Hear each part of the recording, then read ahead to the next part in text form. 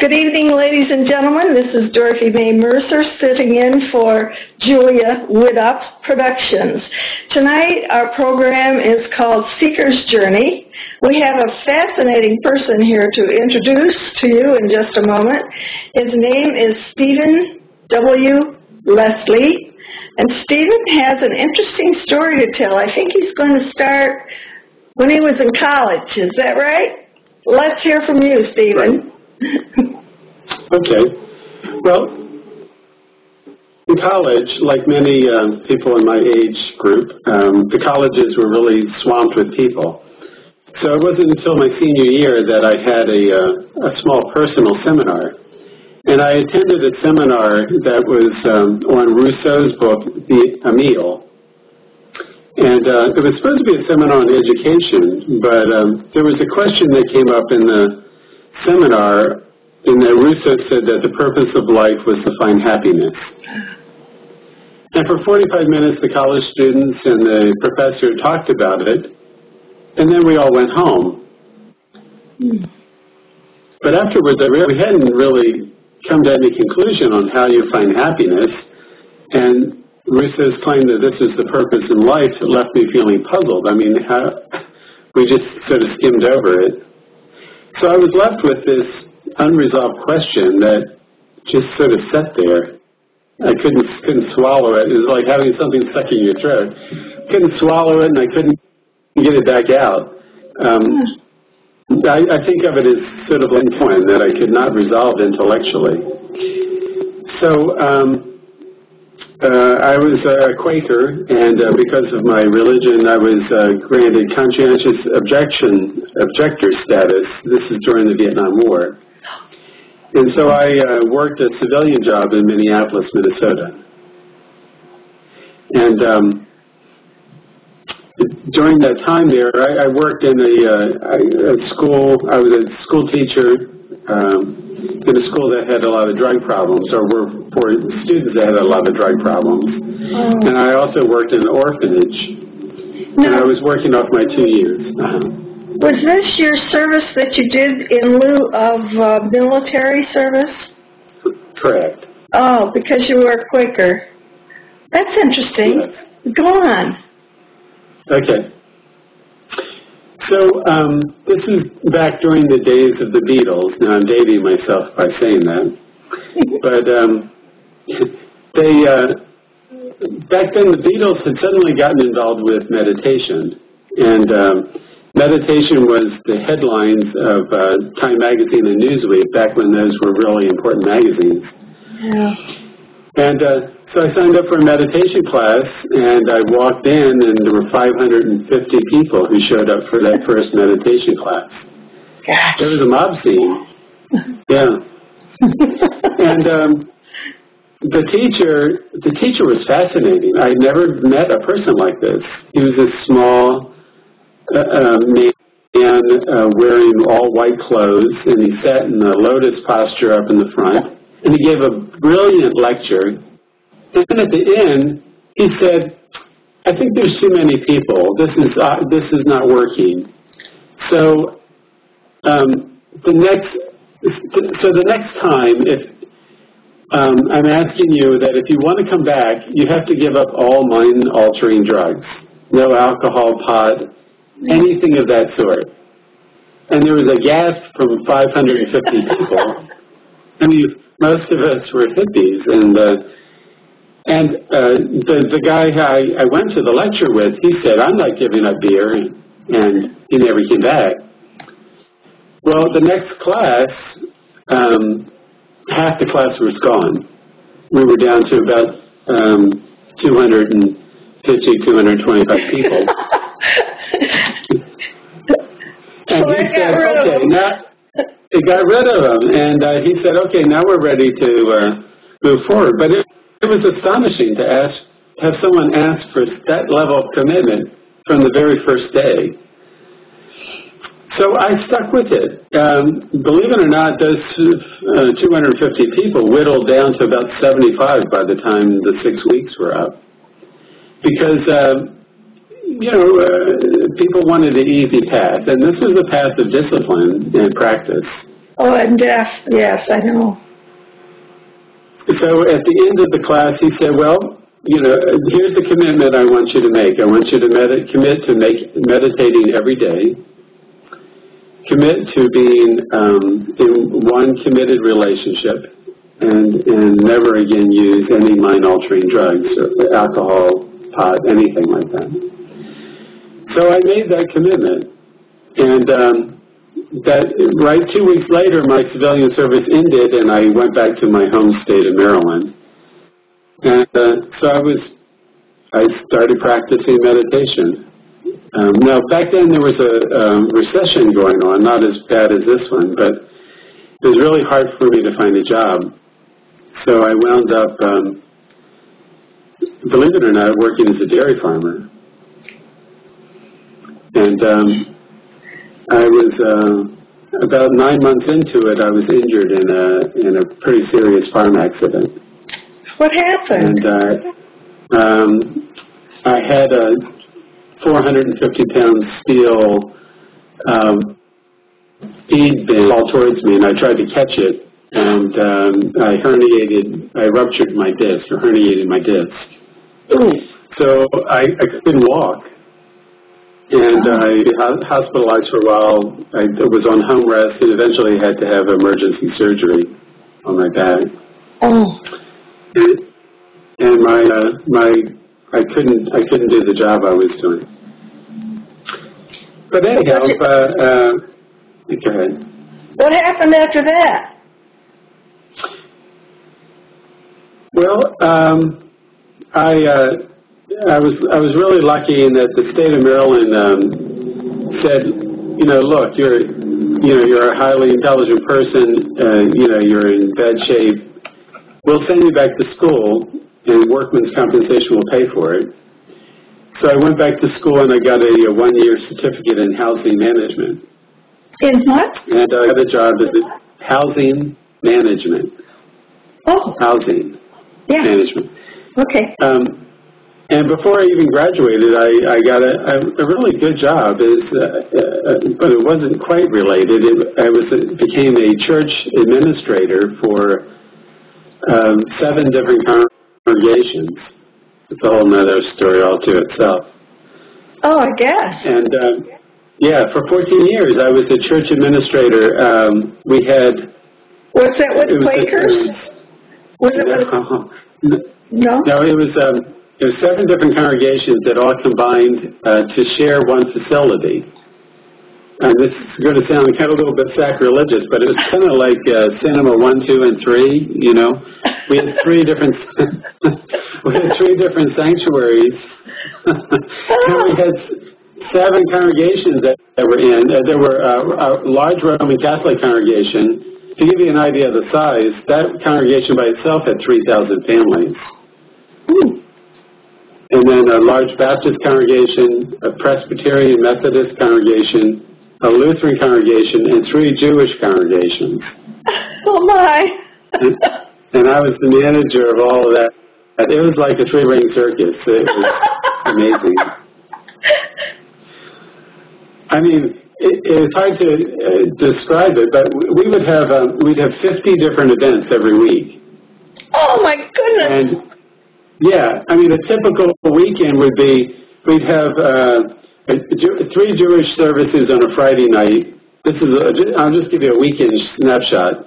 Then we'd have Jewish services on Saturday morning. Then we'd have a Catholic wedding. Then we'd have a Methodist funeral. Then Saturday night we'd have Catholic Mass. And then we'd have a local concert with a pianist come in to play on our grand piano. Then Sunday we would have Catholic Masses running simultaneous with Baptist services, Methodist services, Lutheran services. And then afterwards there would be an immersion baptism. We had a baptismal font that you could get immersed in. And then we'd have Alcoholics Anonymous come in and have meetings, and we'd have different groups and different discussion groups and Bible study, and there was just so much activity going on. Holy cow! Yeah, really, that's a fitting phrase for that one, too. And we had longer hours than the local shopping mall. Which was crazy. I mean, we were open from 9 a.m. to 11 p.m. 7 days a week. Well, and, you didn't get much meditation in, did you? No, I did actually. It was a great environment for that because it was very nurturing, and people were very gentle and nice, and they were understanding, and so my meditation practice just real flourished during that time. It was very stable. I finally, I had a career. In the meantime, I had 3 children that were small and growing up. I was married. But my meditation practice, and I think that you want to focus on that, the meditation practice really became very solid. I meditated, except for that day I was injured, I've meditated every single day since then, and that's from February 15th, 1973 to today. I missed one day. That's wonderful. Yeah. And through that, you found happiness. Well, right? It's still sort of a Zen koan, but it's kind of hard to describe all the adventures I went through, but it became a driving force, and I think, I'm not sure how to answer your question on that. The meditation practice became really important to me, and I became a meditation teacher. And I started teaching classes in Columbia, Maryland, and I still continue to teach even now. I've been teaching for over 37 years now.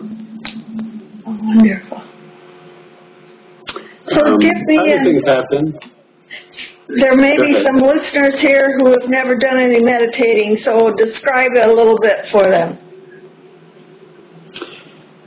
Well, there's different levels of meditation. There's the beginning level, I think, which is just sitting quiet. Just trying to still your mind and sitting quiet and keeping relaxed. So that's a starting place. The problem is when you do that, what you find out is that the mind doesn't sit still. Your body might be sitting still, but your mind is off imagining, remembering, falling asleep. I mean, all these other things are happening. So keeping your mind still is a difficult thing. It's a very difficult thing. Yeah. And the more you try to do it, the more confusing it can be. I think it's helpful to have someone help you. And at the time I found 4 teachers who helped me, and that was a big help to have a personal interaction with a personal teacher. Did you like anything else? Pardon?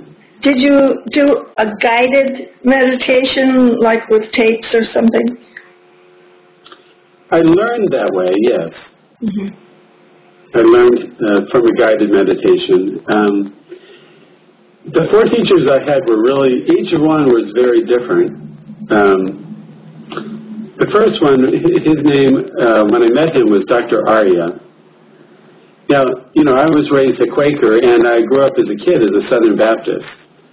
And so all of a sudden, I had a Hindu Brahmin priest who was my teacher, and it was a bit of a culture shock to adjust to that.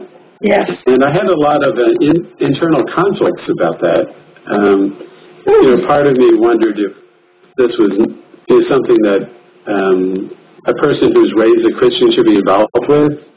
And I had all kinds of doubts, and he was, he's from India, so his way of living, his way of eating, his way of talking, everything was very different. But he knew what he was talking about. So did he teach you to do the chanting, like a Buddhist chanting? I learned that I learned that along the way. And he was very intellectual. He was a professor at the University of Minnesota. So he was very intellectual.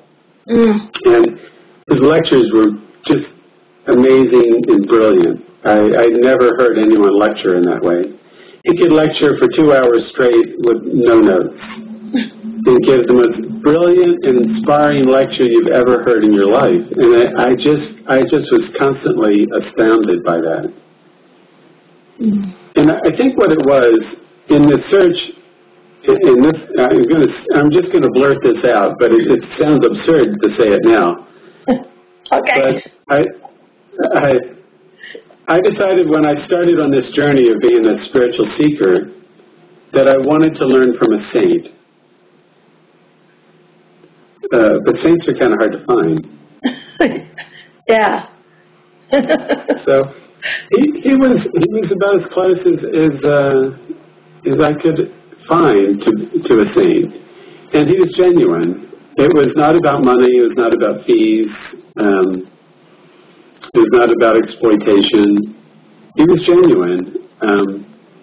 Hindu. And he was very dedicated. Then I met his teacher, and that was another culture shock, because he was a monk from the Himalayan mountains, and he had been orphaned when he was 4 years old, and he was basically raised by monks in a cave monastery deep in the Himalayan mountains. So talk about coming from a different background. Yeah. It's very different. And his name was Swami Rama.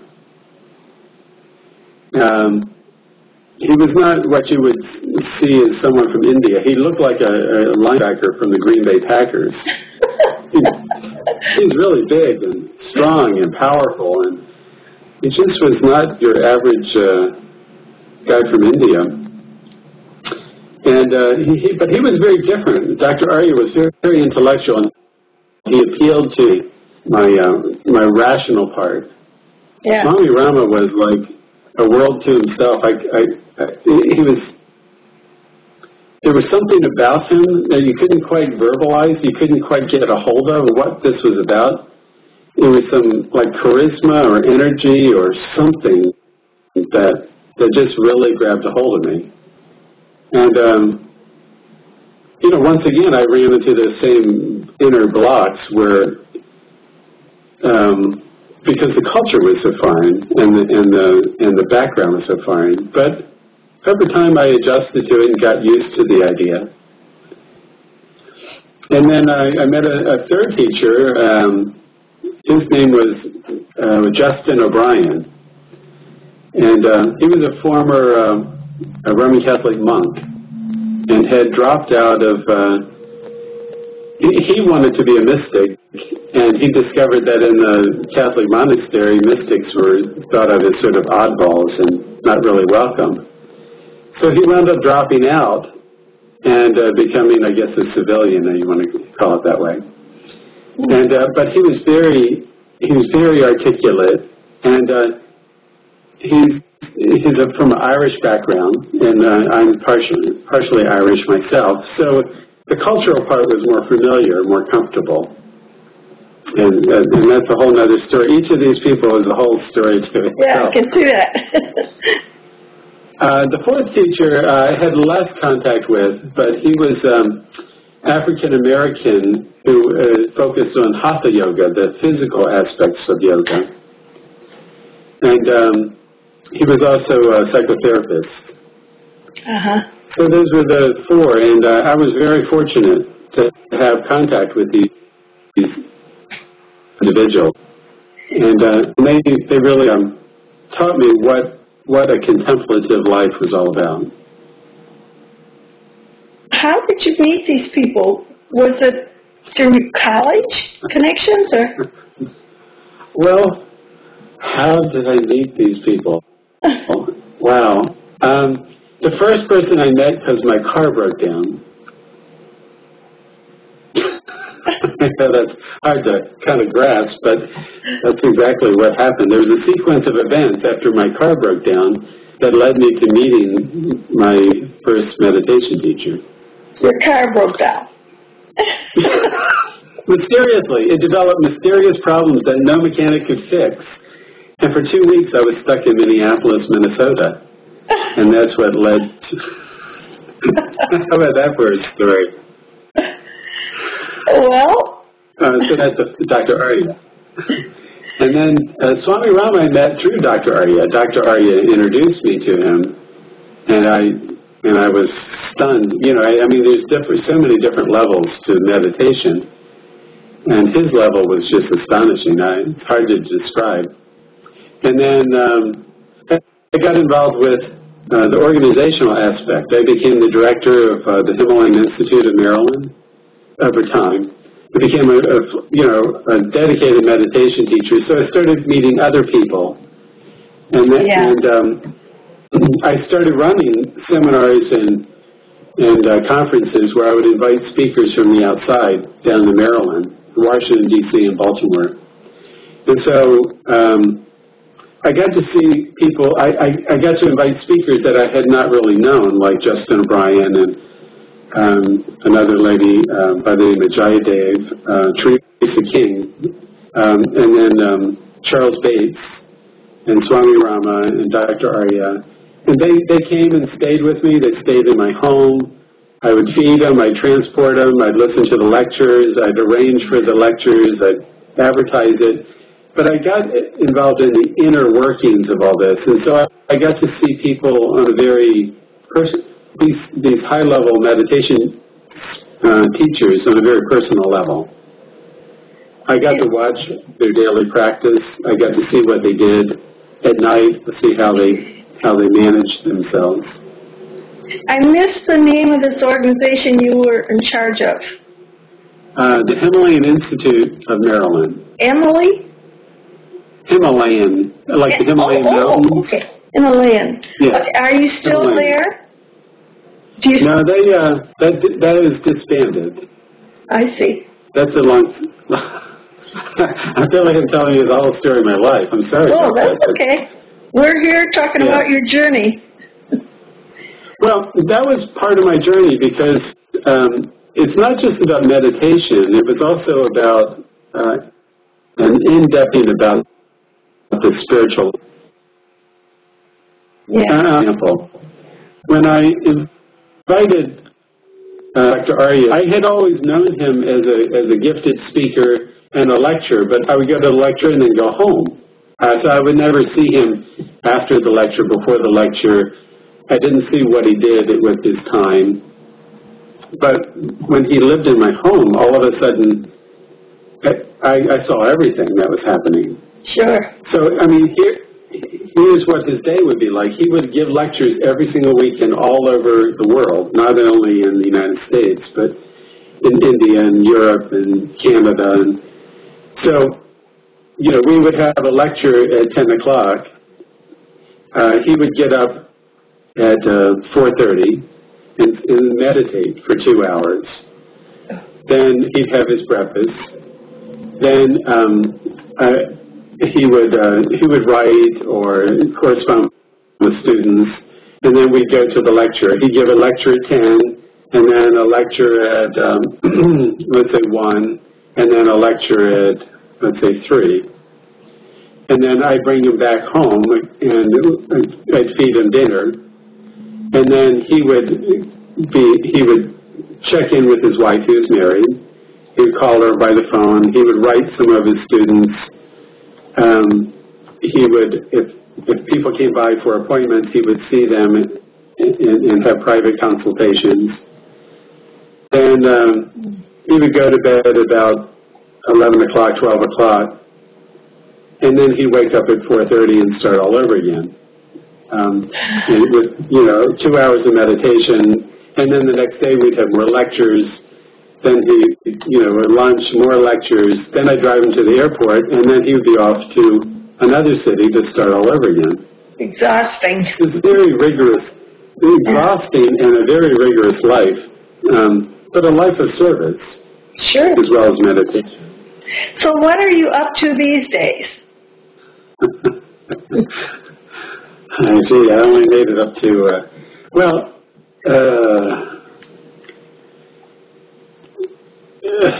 just to give you a thumbnail, a real quick sketch, I discovered when I was a church administrator that I couldn't I couldn't send my kids to college on a church salary. So I became a realtor of all things. That's a whole other adventure. And I turned out to be a good realtor, even though people thought it was very incongruent because I wasn't aggressive and I wasn't pushy. But people trusted me just automatically. And so that was worth something. Sure. And I didn't betray that trust. But a series of events happened. My mother tragically died from medical malpractice to start with. Oh. And the shock of that really called into question my real estate career and what I was doing with my life. At that point, I had 28 years in church, 14 years in church management and 14 years in real estate. And when my mother died, I started to question, is this really what I want to be doing with my life? And the answer came back pretty clear, no. I was also having problems with my meditation students. They were going a lot deeper than I was used to. Perhaps I was becoming a better meditation teacher. And I also changed the way I was teaching meditation. I was teaching meditation one-on-one instead of in a group. And so what was happening is I was getting a lot of people who had buried childhood memories of abuse. Oh, yeah. And these memories started surfacing in my meditation sessions. And, you know, I would have student after student, and they would leave in tears and just devastated. And I mean, just give you one example. I had one young lady. She was probably about 19 years old. And she was sent to me, her music teacher sent her to me to learn how to meditate because she had tension in her shoulders and in her chest. Yeah. And she couldn't sing because she was so tense. So I led her in relaxation, I led her in meditation, we got her relaxed. I discovered that after she meditated, I would turn on classical music, and she would just sit there and cry. It was from the beauty of it. Yeah. But then all of a sudden, this memory popped up of her being sexually abused by her brother and her brother's friend. And this was a shock to her. She had totally suppressed that memory. So what did you do? Well, I didn't know what to do. I mean, all I could do was listen to her. I wasn't a counselor, but she went back home after the meditation session, and she confronted her parents, and they admitted that it happened. They knew about it. Oh. And her brother, who had molested her, was still living in the house. And she started really becoming angry and upset. And the parents out of the house, so she became homeless. And she wound up living in her car. Oh. And I felt awful because, you know, unknowingly, I had started this chain reaction of events that ended up with this young lady having no place to live. That happens with meditation. You got to be prepared for that to happen because you're delving into their memory bank, and these hurts are going to pop up. So you need to know how to heal them. Yeah. Well, what happened is the Quakers have this interesting little group called a discernment group. And if you have a question, they will assemble spontaneously a committee of people to help you find discernment. It's called a clearness committee. Clearness, like becoming clear. Mm-hmm. So they gave me they assigned a clearness committee to me, and it had a social worker, psychologist, a medical doctor, and just a regular person. And they basically, asked me questions. They didn't give me advice. They just tried to help me find clarity about what was going on, because this thing with uncovered memories was happening all over the place now, and I was feeling stressed about it. And they said, basically, the bottom line was I needed to go back to school and take a couple classes in counseling because I was kind of dangerous. I was opening people up, but didn't know what to do with it after that happened. Yeah. Dangerous is right. So at the age of 52, I went back to college and got a master's degree in pastoral counseling. Okay. And I became a psychotherapist for 10 years. Okay. And eventually that led me to hospice work, of all things. Oh, yeah, sure. Makes sense. I think it was my way of dealing with my mother's tragic death. Yeah. And so I became a hospice chaplain. And I sat with dying people and comforted them, held their hand, meditated with them, prayed with them, played music to them, and so they could pass away peacefully. Do you still do that?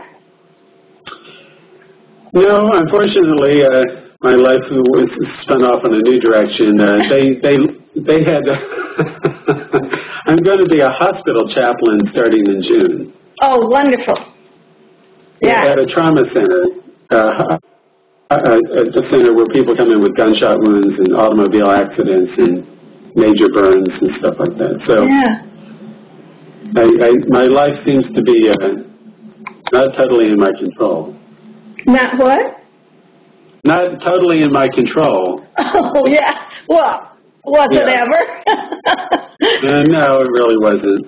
But I think I've consciously, maybe this is working towards the happiness piece that I started with. I think there's a lot of other things that have happened. I became chronically ill with a disease called chronic Lyme's disease. Oh, yeah. Yeah, you might not have it in Colorado, but we have it pretty bad out here. And where are you? And I'm right now I live in upstate New York. Well, I'm in Michigan, not Colorado. Oh, okay. Julia lives in Colorado. I was looking at the background, I guess, behind you. Yeah, see the nice trees? This is Michigan. Oh, okay. Well, Michigan has a problem with ticks, tick-borne infections. I understand. We don't have the Lyme disease here. Okay. We have ticks, but they're the benign kind of ticks. Good. Well, it's spreading, so be ready. Yeah. So but what has happened is Lyme disease. Chronic Lyme's disease. Yeah. Did you get bit by a tick? It's not officially recognized as I got bit by a tick. I got a rash. I went to the doctor. I did everything according to the rules, but he didn't know how to treat it, and I didn't realize that. He wasn't trained in how to treat Lyme disease, and followed his suggestion, but he had me taking antibiotics and steroids, and that was wrong. And so the disease, what happened is Lyme disease has two different parts. The beginning part is just very simple. It can be healed. It can be cured with antibiotics if you catch it within 2 weeks. If it gets beyond 2 weeks, or if it's misdiagnosed or mistreated, then what happens is it's a parasite combined with viruses and bacteria. And so each person's version of Lyme disease can be very different. Sometimes it can be fatal. And it can hit each person in a different way. I have a friend, she's 17 years old. She got bit by a tick, and she's becoming blind. Oh. Oh. For me, it was fevers, chronic fatigue, joint pain, brain fog, slurred speech, And as a result, my wife left, and I lost my job. Oh no! Yeah. Your wife left. So she said she didn't want any parts of being a caretaker.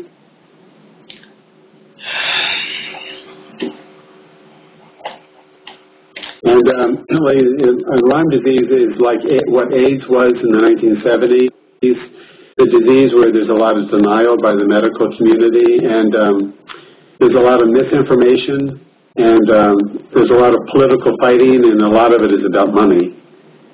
But as a result, many patients are not diagnosed with Lyme disease. And even if they are diagnosed with Lyme disease, they're not given the right treatments. So the disease is spreading very rapidly. Mm. In New York State, for example, it's estimated that there's 320,000 people that have Lyme disease. Oh, I didn't realize that. Yeah. The people that don't have Lyme disease are kept in the dark, and the people that do are kept in the dark. It's a horrible situation. It's a long story. There's a book called Cure Unknown. Is there any remission? You seem to be okay now. Yes, well, that's okay. Well, there is a possibility of remission. It's kind of rare, but it is possible.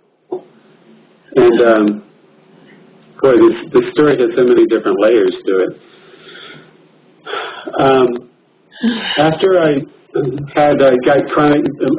got Lyme disease and I discovered the doctor was no help at all. At the same time, I had a client as a counselor who had been sick with chronic Lyme disease for 7 years, and the doctor had given him for 7 years antibiotics. But what had happened as a result is he was losing his mind. He was becoming paranoid, depressed, and basically mentally ill. And this was a successful, gifted lawyer who degenerated to a basket case. So whatever was going on with the antibiotics was not helping. Some of the research has shown that what happens, if you have simple Lyme and you take antibiotics, it resolves the problem. But if it's not caught, or if it's not treated properly, and you continue to take the same antibiotic over and over again, it tends to drive the parasites deeper into the body. And what happens for most people, it goes into the brain. So it's a parasite in your body. It's a parasite combined with a whole host of possible viruses. Babesia is one. Babesia is a blood virus, and it's potentially fatal. That's one of the many possibilities that can come with Lyme. When the tick injects when a tick bites you, it acts sort of a local anesthesia into your skin, so you won't brush it off. Yeah. I think in the process of doing that, and when the blood flow comes into the tick, the spirochetes, the parasite, and the viruses feel the change of temperature in the blood in the tick, because the tick suddenly gets really warm, and those spirochetes swim out into the bloodstream along with the viruses. And once they're in your body, there's a battle that goes on between your immune system and the parasite and the viruses. But these are very sophisticated, very advanced diseases that have lots of defense mechanisms. And one is they go where the antibiotics can't get to them. Oh. And this one young girl, they went into her eyes. Oh. In my case, they went into the brain. And you're able to function. You're able to be a counselor in the hospital. Or past? Well, yeah, chaplain. Chaplain. Yeah. Well, I need to sort of stretch your credibility here because I need to explain what happened. Okay. And this is where it gets to the sort of back to the seeker part. So my wife left. I lost my job. I fired my doctor. I was no longer taking antibiotics, and I was desperately sick. So the situation looked so bleak, but I had no other choice. I didn't have the money, and I didn't have health insurance. So I was up the creek. So I tried all the inexpensive alternative therapies I could think of. I tried homeopathy, Reiki, acupuncture, hyperbaric oxygen treatment. I tried everything I could think of that was recommended by other Lyme patients, but nothing was working. And so the only thing I had left, I was only left with one thing, and that was my meditation practice and prayer. So what I did, I had no choice. There was no exit. So for 3 months, I prayed every day that I'd be given guidance. Not that I'd be healed, but that I'd be given guidance. And I was desperately sick. Could hardly go to the grocery store, could hardly care myself. After 3 months of that prayer, I had a dream. And this is where I have to stretch your credibility here. In the dream, I was in Peru, and I was riding on one of these local buses. So I was bouncing along in this old converted school bus, and there were natives from Peru. They were wearing the ponchos and the little bowler hats, and there were goats and chickens and children wandering up and down the aisles. And this little native boy came up to me, and on one hand he said, "These are beads of solitude." And in his other hand, he said, "These are herbs from Peru." And I woke up. And I thought, well, thanks for the guidance, but what do I do with that? I had no idea what to do with it. I mean, it was great to get some guidance, but, like give me some specifics. So I went back to praying for guidance for 2 months. I prayed for guidance. And one day, this magazine fell open, and there was a little ad there for a doctor who specialized in Lyme disease in Bethesda, Maryland. So I said, okay, I'll make an appointment. He wouldn't take insurance because the insurance companies won't pay for treatment for chronic Lyme. And he wanted $350 a visit, which was expensive when you're out of work. Yeah. But I had no choice. So I went to the appointment, and he was he gave me a physical, he tested my reflexes, he did all kinds of, he checking of my physical response, mental response. He said, yes, you definitely have chronic Lyme's disease. And he reached into his drawer, and he handed me herbs from Peru. Oh, beautiful. Go on. And so, now, he left the practice after that. After that, he disappeared, but I didn't need a prescription to take these herbs. And he told me which ones to take. So I took them for 2 years, faithfully, based on that one doctor's appointment and the dream. That's all I had to go on. And I was pretty sick in the beginning, but gradually I could feel myself recovering. The herbs turned out to be a Native American antibiotic, and I was taking 4 of them. So the parasite could not adapt to being hit with 4 different antibiotics at the same time.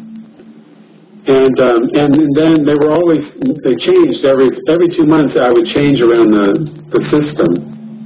It's something called the Cowden Protocol. It was developed at the University of Texas, and it was quite effective, but it was very slow. You had to be very patient. And in 2 years, all my symptoms disappeared. Hallelujah. Yeah. But this comes back, in some ways, this comes back to the spiritual journey again. Oh, well, sure. Because what happened in going through these experiences, losing my wife, losing my job, being chronically ill, it trained me in a way I could have never been trained in any other way to feel compassion towards people who are sick. Yeah. And so now I've become re-involved with the Lyme community, although I don't have Lyme anymore. And I'm working on writing a book about Lyme disease, working on improving my skills as a public speaker so I can talk about Lyme disease. Because there's a lot of ignorance and a lot of misinformation being given out about Lyme. So you're writing a book. Yep. Tell us about that. Have you written other books, articles? Yeah. Yeah, I've published 30 essays and poems.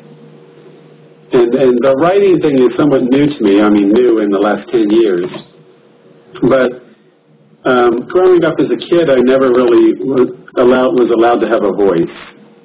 In the home I was in, we were always supposed to be meek and quiet. Yes. So, and in my marriage, I was supposed to be meek and quiet too. So it's been kind of a voice.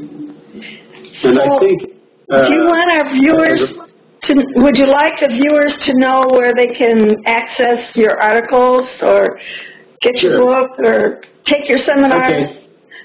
Yeah, well, I'm not ready for a seminar part, but the books, I have 3 books I've written, and they're all available at the Kindle store on Amazon.com. Okay. It's Stephen W. Leslie. If you look at the author's name, the book about Lyme disease is called Healed from Chronic Lyme, my journey.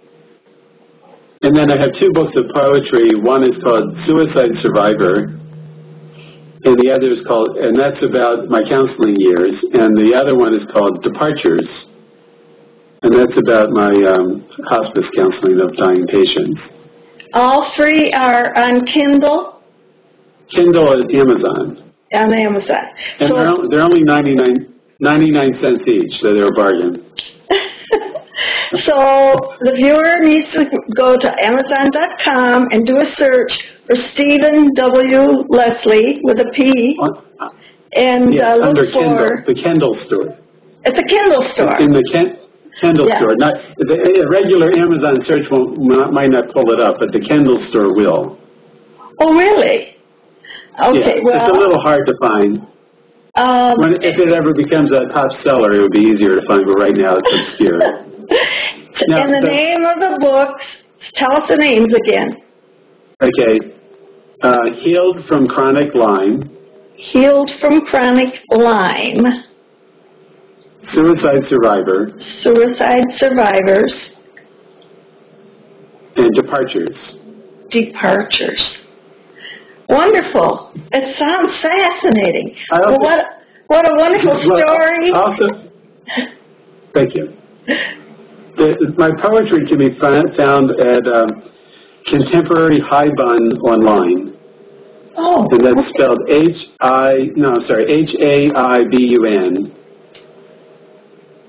It's a particular form of poetry. And if you search under my name at that website, it's a journal of poetry, and a number of my poems will pop up. Well, Stephen, do you have a website of your own? No. Afraid not yet. Not yet. Yeah. That's okay. Sorry. Mm-hmm. And what hospital are you practicing in? Well, I'm going to be starting in June at Albany Medical Center. Albany, New York, right? Albany, New York. Albany Medical Center. So, if you go to the hospital, you can look up Stephen, and he'll be happy to consult with you and pray with you and teach you how to meditate, maybe.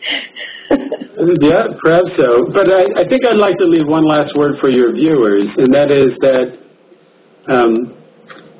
I think there's a lot of value in following your calling and honoring that calling. And the more you honor it, the more it leads you. But you have to be willing to ride the roller coaster. So we could do another whole program on calling. How do people know they're calling, huh? How do people? Yeah, the calling. I think I found some peace, even though I've been through a horrible, 12 years. The last 12 years, I'm at peace with it. Peace. That's just wonderful. What a life you've led, and I know you have another whole chapter coming up. I can't wait to see your books. Any last words before we sign off?